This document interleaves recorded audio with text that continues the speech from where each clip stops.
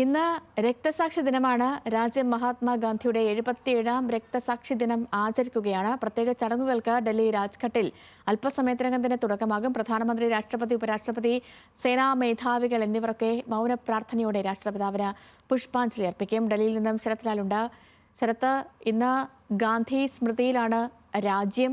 അവിടെ ചടങ്ങുകൾക്ക് എപ്പോഴാകും തുടക്കമാവുക? പ്രധാനമന്ത്രിയും രാഷ്ട്രപതിയും അടക്കമുള്ളവർ അവിടേക്ക് എത്തുന്നുണ്ട്. അവരൊക്കെ എത്തിത്തുടങ്ങിയിട്ടുണ്ടോ? എന്താണ് നിലവിലെ വിവരങ്ങൾ? 10 മണിയോടാണ് ചടങ്ങുകൾക്ക് തുടക്കമാകുന്നത്. 10:20 പ്രധാനമന്ത്രി രാജ്ഘട്ടിലെത്തും. അത് ഏറ്റവും അവസാനം എത്തുന്നത് രാഷ്ട്രപതിയാണ്.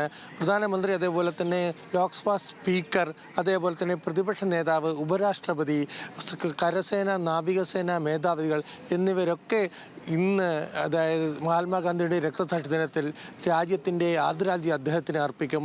രാജ്ഘട്ട്, മഹാത്മാഗാന്ധിയുടെ സമാധി സ്ഥലമായ രാജ്ഘട്ടിലാണ് ചടങ്ങുകൾ നടക്കുന്നത്. കനത്ത സുരക്ഷ ഇതിനു വേണ്ടി ഏർപ്പാടാക്കിയിട്ടുണ്ട്. കാരണം പ്രതിപക്ഷ നേതാവ് അടക്കമുള്ള ഇന്ത്യ രാജ്യത്ത് മുഴുവൻ നേതൃത്വമാണ് ഇന്ന് രാജ്ഘട്ടിലെത്തി മഹാത്മാഗാന്ധിക്ക് ആദരാഞ്ജലികൾ അർപ്പിക്കുന്നത്. രാജ്ഘട്ടിൻ്റെ ഇരുവശങ്ങളിലുള്ള റോഡുകളിലെ ഗതാഗതം 10 മണി മുതൽ 11:30 വരെ നിരോധിച്ചിട്ടുണ്ട്. അതേപോലെ തന്നെ കനത്ത സുരക്ഷയും ചെക്കിങ്ങും സുരക്ഷാ പരിശോധനകളും രാജ്ഘട്ടും സമീപ പ്രദേശങ്ങളും നടക്കുന്നുണ്ട്. എന്നാൽ രാജ്യം ഇതേ ദിവസമാണ്, ജനുവരി 30, ഇതേ ദിവസമാണ് 1948 ബിർള മന്ദിറിൽ ഒരു പ്രാർത്ഥനാ ചടങ്ങിൽ മഹാത്മാഗാന്ധി നാഥുറാം ഗോഡ്സെയുടെ വെടിയേറ്റ് കൊല്ലപ്പെടുന്നത്. അദ്ദേഹത്തിൻ്റെ സമാധി സ്ഥലമാണ് രാജ്ഘട്ട് എന്നറിയപ്പെടുന്ന ഡൽഹിയിലെ യമുന തീരത്തുള്ള രാജ്ഘട്ട്. ഇന്നലെ വരെയും നിരവധി സന്ദർശകർ രാജ്ഘട്ടിൽ എത്തിയിരുന്നു.